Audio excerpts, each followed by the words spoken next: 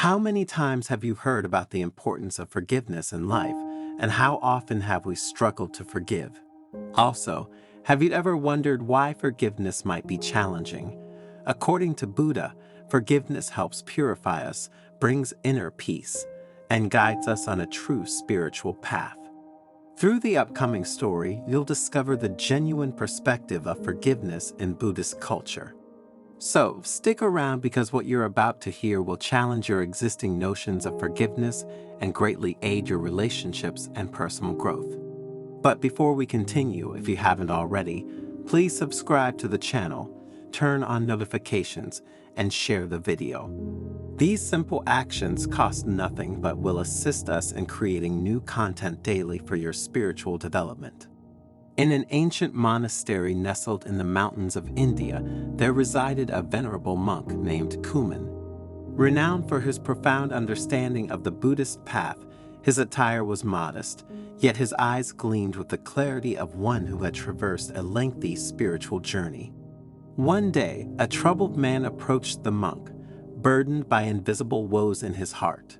"Master Kuman," he said with a shaky voice, "how can I truly learn to forgive as taught by Buddhism?" With his customary gentleness, Kuman beckoned the man to sit and began a tale to illuminate the path to understanding forgiveness.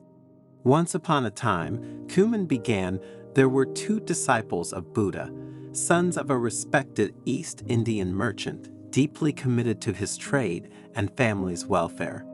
One day, this merchant noticed his children spending more time at Buddha's feet than tending to the family business.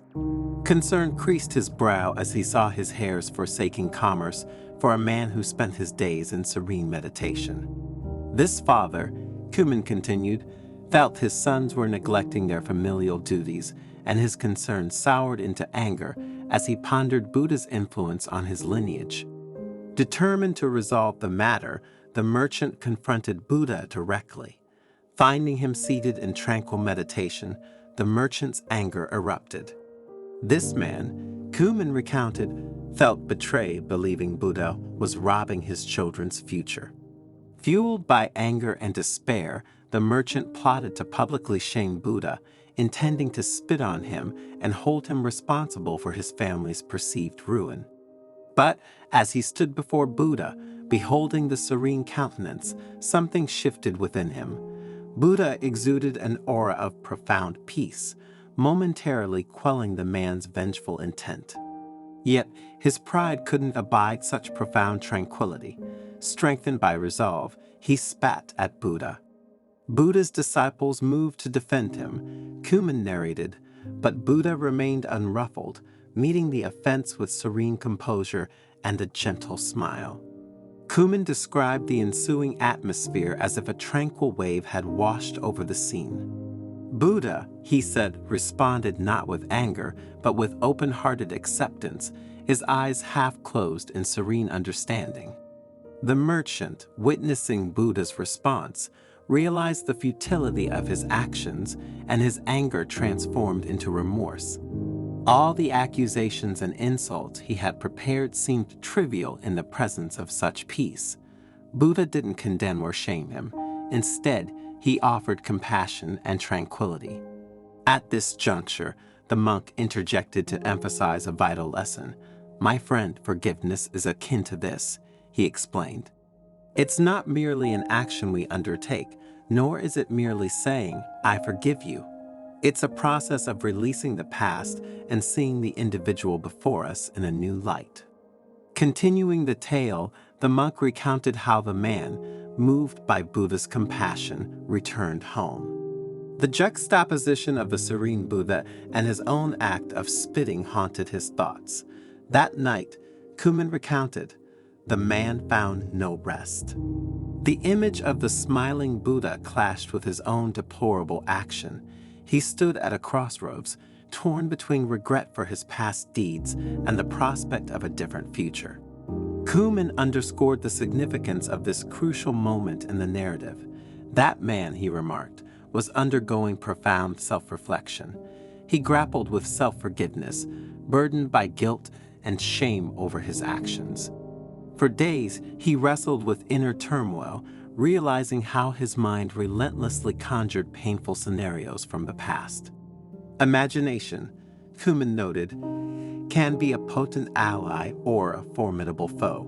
Mishandled, it can fuel an unending cycle of anger and resentment. With time, Kuman continued, the man began to grasp that Buddha hadn't met his actions with judgment, but with a clear purpose. Gradually, he let go of thoughts of retaliation and earnestly sought forgiveness. Eventually, he returned to Buddha's presence, not in anger, but with genuine remorse. "Please forgive me, revered master," he implored. "My ignorance blinded me. I was solely focused on my life and my family's prosperity." With serene eyes and a gentle smile, Buddha listened to the man's plea. Yet, when asked for forgiveness, he gently declined. "There's nothing to forgive," he replied kindly, "for you have committed no wrong against me." Surprised, the man inquired why Buddha couldn't forgive him. Kuman elucidated that Buddha saw no need for forgiveness, having accepted the man's action without judgment. It was as if Buddha perceived the individual's pure essence, transcending past and present. This refusal to forgive, Kuman explained, imparted a valuable lesson. Forgiveness isn't just an act of mercy toward others, but also an internal journey of liberation.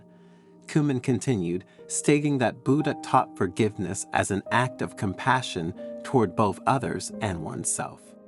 Impressed by Buddha's wisdom, the man delved into deep reflection on the concept of forgiveness. He realized that forgiveness wasn't a transaction, but rather an inner journey toward liberation. The tale unfolded with the merchant, inspired by Buddha, embarking on a path of self-forgiveness. Over time, he learned to release the burden. Meditation became his sanctuary, where he practiced observing each moment without being ensnared by past memories or future anxieties. Dear friend, Kuman addressed the attentive listener. Forgiveness isn't solely an outward gesture, but also an act of kindness toward ourselves.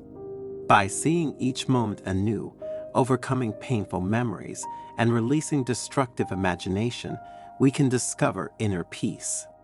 The narrative continued with the merchant, inspired by spiritual practice, eventually healing past wounds and expressing gratitude to Buddha. Buddha, with his compassionate smile, warmly welcomed him. Kuman concluded by underscoring forgiveness as a multifaceted journey, both towards others and oneself, on the spiritual path. Forgiveness elevates us to a higher plane of consciousness and compassion. It's a gift we bestow upon ourselves and others, liberating us from the shackles of the past and ushering in a luminous future. But what's the moral of this tale?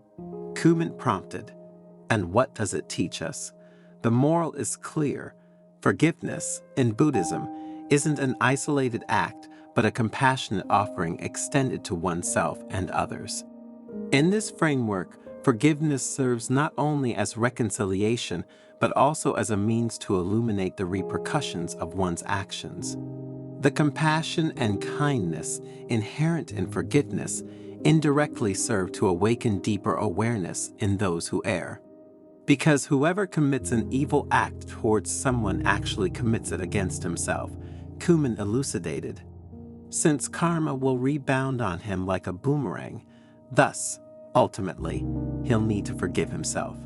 Remember, Kuman concluded, forgiveness isn't solely about personal liberation, but a journey that can catalyze transformation in others.